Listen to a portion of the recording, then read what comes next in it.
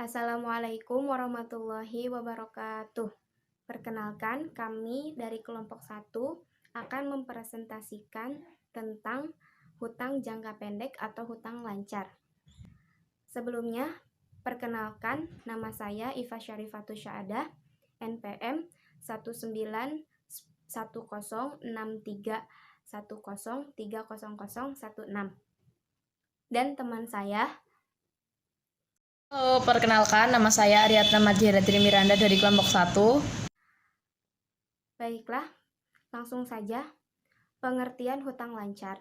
Hutang lancar adalah kewajiban yang likuidasinya diperkirakan secara layak memerlukan penggunaan sumber daya yang ada diklasifikasikan sebagai aktiva lancar atau penciptaan kewajiban lancar lainnya.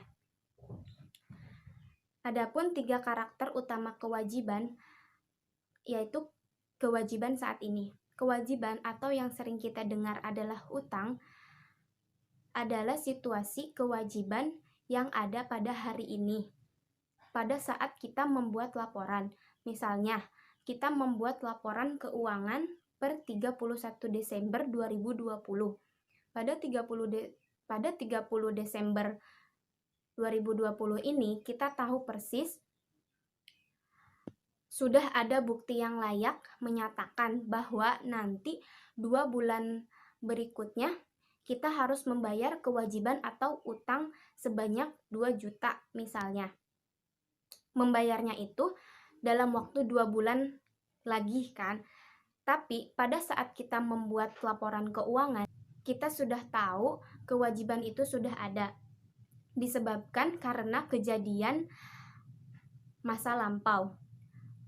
Karena pada tanggal 31 Desember itu kita sudah tahu bahwa 2 bulan lagi kita wajib membayar utang sebanyak 2 juta tadi, berarti ada aliran keluar dari sumber daya atau di sini adalah kas yang keluar dari dalam perusahaan ke luar perusahaan. Nah, itulah 3 karakter utama kewajiban.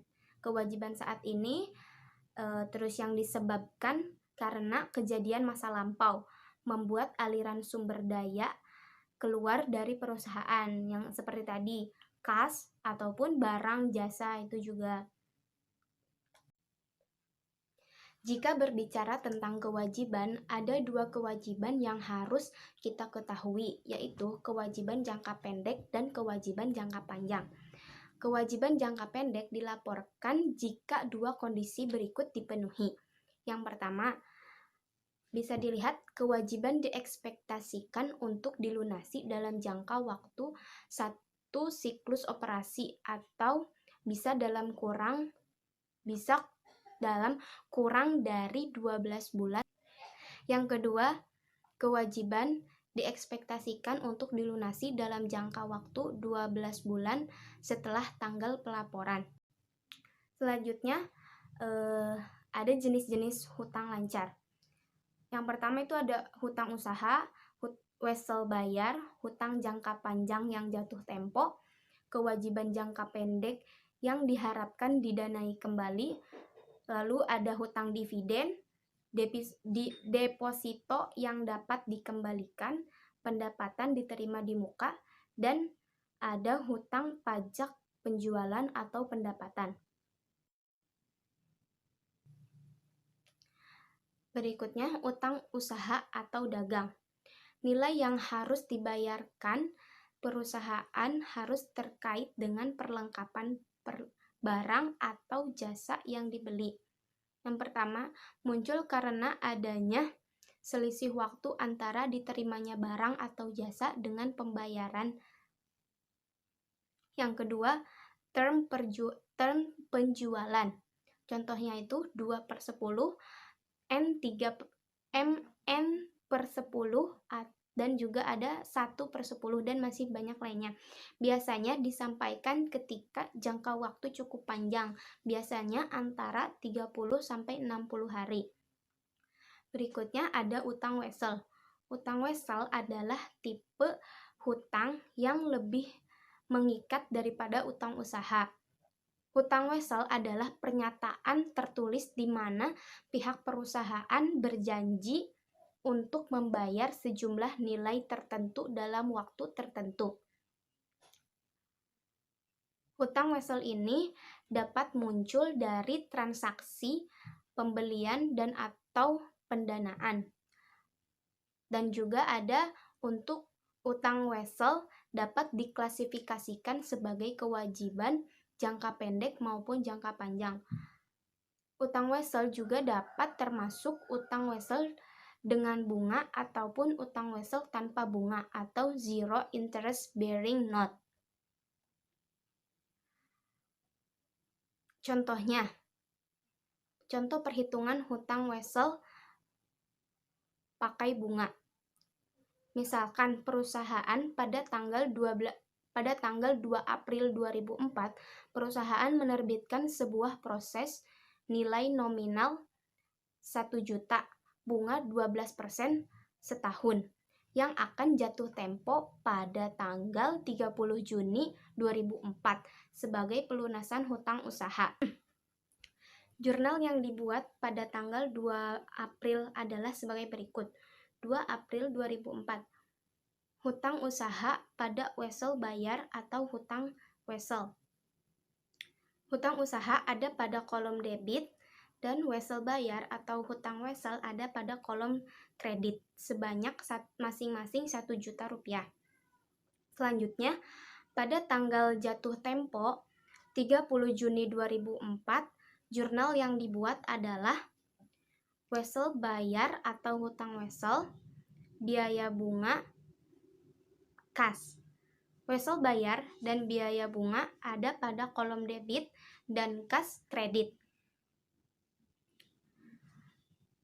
Bunga yang dibayar di sini tadi kan sudah dijelaskan per tahunnya itu 12%. Sementara di sini yang dihitung adalah sebanyak 3 bulan atau dihitungnya dengan cara 12% dikali 3/12 dikali 1 juta rupiah, hasilnya 30.000. Selanjutnya, contoh hutang wesel tidak memakai bunga. Misalkan pada tanggal 30 Desember 2003, perusahaan menyerahkan wesel tak berbunga, nominalnya yaitu 100 juta rupiah kepada seorang kreditur untuk melunasi hutang perusahaan kepadanya sebesar 90 juta. Jika diserahkannya promise atau hutang wesel tersebut adalah nilai hutang yang dilunasi yaitu 90 juta rupiah. Jatuh tempo pada tanggal 30 Agustus 2004.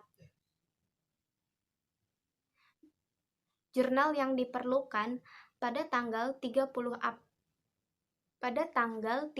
Desember 2004 yaitu hutang usaha pada debit sebesar 90 juta, diskon atas wesel bayar 10 juta. Diskon atas wesel bayar ini ada pada kolom debit ya. Terus selanjutnya pada kredit ada wesel bayar atau hutang wesel sebanyak 100 juta.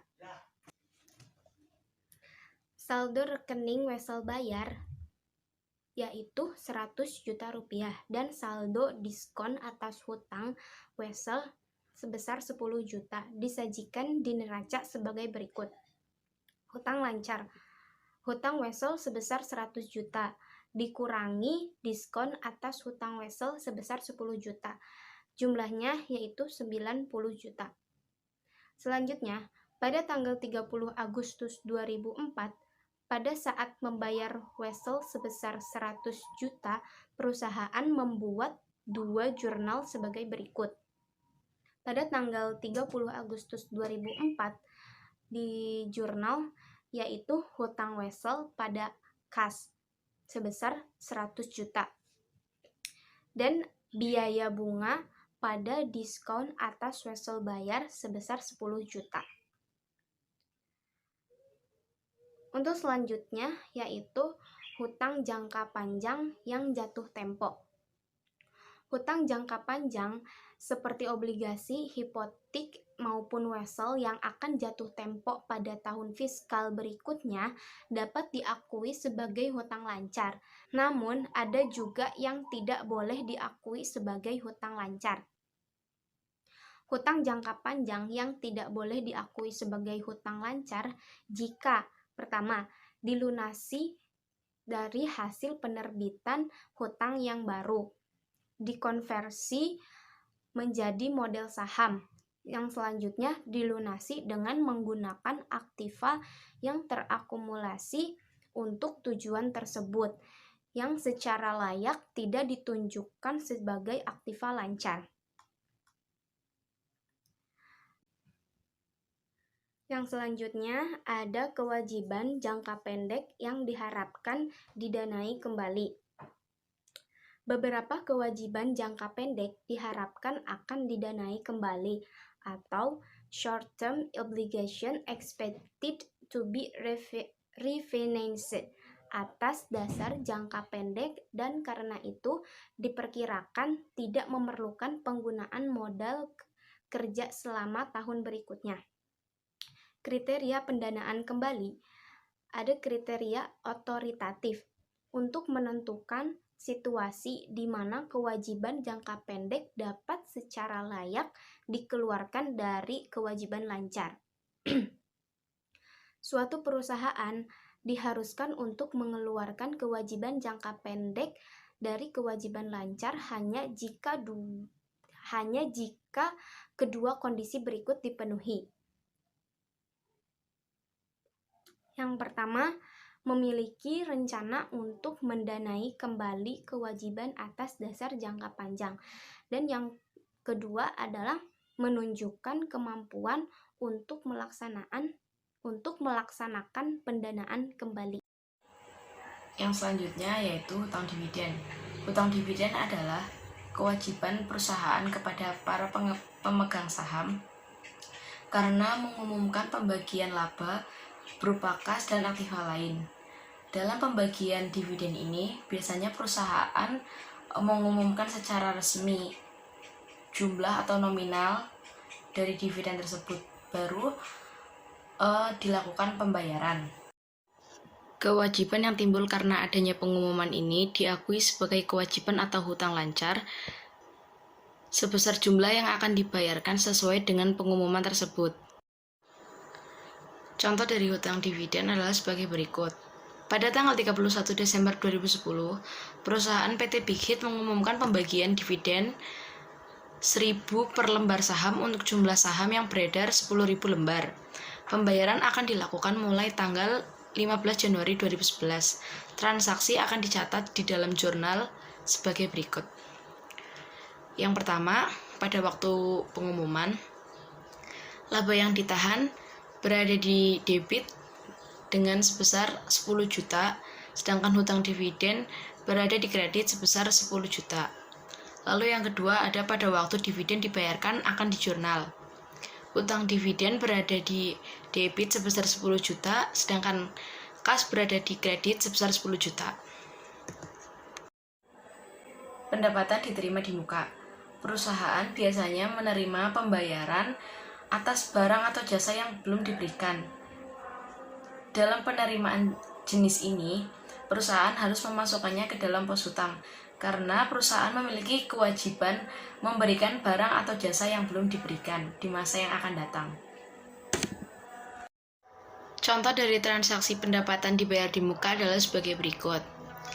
PT Big Hit menerima pembayaran sebesar 50 juta rupiah untuk barang dagangan yang dipesan konsumen. Barang dagangan tersebut harus dikirim akhir bulan depan. Jurnal untuk mencatat penerimaan kas yaitu kas berada di debit sebesar 50 juta rupiah, sedangkan pendapatan diterima di muka berada di kredit sebesar 50 juta rupiah. Jurnal pada saat menyerahkan barang dagangan yaitu pendapatan diterima di muka berada di debit sebesar 50 juta rupiah, sedangkan penjualan berada di kredit sebesar 50 juta rupiah. Yang selanjutnya yaitu kewajiban yang berhubungan dengan karyawan. Penggajian adalah sistem yang mengatur tata cara pemberian gaji atau upah kepada karyawan dalam sebuah organisasi. Jumlah yang terutang kepada karyawan untuk gaji dan upah pada akhir periode akuntansi dilaporkan sebagai kewajiban lancar. Bentuk kewajiban yang berhubungan dengan karyawan digolongkan menjadi 3. Yang pertama ada pemotongan gaji, yang kedua ada absensi yang dikompensasi, dan yang ketiga ada perjanjian bonus. Jenis paling umum dari pemotongan gaji adalah pajak premi asuransi, tabungan karyawan, dan iuran serikat kerja. Absensi yang dikompensasi merupakan pengertian dari absensi pekerja, yaitu meliputi libur cuti, sakit, maupun hari libur. Yang selanjutnya yaitu perjanjian bonus. Dalam pemberian bonus ini biasanya tergantung dengan laba tahunan perusahaan terkait. Contoh dari transaksi pembayaran gaji dan upah karyawan adalah sebagai berikut. Misalkan gaji pegawai dibayarkan tiap tanggal 5 bulan berikutnya. Jika gaji dan upah bulan Desember 2005 sebesar 1.200.000, maka pada tanggal 31 Desember 2005 dibuat jurnal penyesuaian untuk mencatat utang gaji dan upah sebagai berikut. Dengan gaji dan upah berada di debit sebesar 1.200.000 dan utang gaji dan upah berada di kredit sebesar 1.200.000. Contoh pencatatan PPh karyawan. Aldi merupakan karyawan PT Sukses Sejahtera dengan status tidak kawin dengan tanggungannya 0, mendapat gaji kotor beserta tunjangan dan penghasilan lainnya selama setahun sebesar 180 juta. Dari informasi penghasilan ini, diketahui potongan PPh pasal 21 sebesar 22 juta. Maka pencatatannya adalah sebagai berikut. Jurnal PPh 21 dengan gaji berada di debit sebesar 180 juta, sedangkan kas atau bank berada di kredit sebesar 158 juta, dan utang PPh 21 berada di kredit sebesar 22 juta. Utang kontingensi. Suatu transaksi di masa lampau akan menimbulkan kewajiban apabila kejadian tertentu terjadi di masa yang akan datang. Utang kontingensi ini berupa keuntungan dan kerugian. Keuntungan itu berupa sumbangan, hadiah, dan bonus, sedangkan kerugian itu berupa biaya garansi dan jaminan. Contoh transaksi dari utang kontingensi adalah sebagai berikut. Untuk mengilustrasikan kewajiban garansi, asumsi bahwa perusahaan sepanjang bulan Agustus 2008 telah melakukan penjualan produk senilai 120 juta. Dalam hal ini, perusahaan memberikan jaminan atau garansi selama 1 tahun penuh kepada pembeli atas kemungkinan terjadinya kerusakan produk yang bukan diakibatkan oleh kesalahan pembeli. Berdasarkan pengalaman masa lampau, diketahui bahwa besarnya rata-rata biaya yang dikeluarkan untuk memperbaiki kerusakan produk selama masa garansi adalah 6% dari nilai jual. Jurnal dari transaksi tersebut yaitu pada 31 Agustus 2008 yaitu beban garansi produk berada di debit sebesar 7.200.000 dengan utang garansi produk yaitu 6% dikali 120 juta berada di kredit sebesar 7.200.000. Jadi 7.200.000 ini berasal dari 6% dikali 120 juta. 120 juta ini merupakan harga jual dari produk itu sendiri. Selanjutnya yaitu penyajian hutang lancar pada laporan keuangan neraca. Yang pertama, setiap jenis hutang lancar disajikan terpisah dari jumlah yang material. Yang kedua, hutang terhadap perusahaan afiliasi, pemegang saham, karyawan perusahaan harus dipisah dari hutang pihak ketiga yang independen. Yang ketiga, aktiva yang dijaminkan dalam penarikan hutang lancar harus diungkapkan dalam laporan keuangan.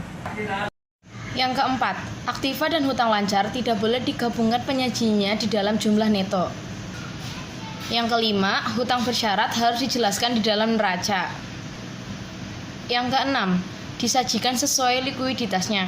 Sama seperti aktiva, hutang lancar yang dapat segera dibayar disajikan di urutan paling atas. Yang ketujuh, dilaporkan di posisi sebelah kanan neraca. Selanjutnya, pelaporan utang lancar dalam neraca. Cara penyajian yang lazim dalam praktek adalah mencantumkan utang wesel paling atas, diikuti utang dagang beserta utang lancar lainnya. Contoh pelaporan utang lancar dalam neraca adalah sebagai berikut. Yang pertama, yaitu ada PT Jaya Wijaya. utang wesel sebesar 362 juta, lalu diikuti dengan utang dagang sebesar 1.498 juta, lalu ada utang gaji sebesar 733 juta, lalu ada utang pajak sebesar 356 juta. Selanjutnya ada utang jangka panjang jatuh tempo dalam 1 tahun sebesar 78 juta. Selanjutnya ada utang bunga sebesar 190 juta dan juga utang lain-lain sebesar 65 juta dengan jumlah utang lancar yaitu 3.482 juta. Terima kasih atas perhatiannya. Apabila ada kesalahan, kami mohon maaf sebesar-besarnya. Wabillahi taufiq wal hidayah. Wassalamualaikum warahmatullahi wabarakatuh.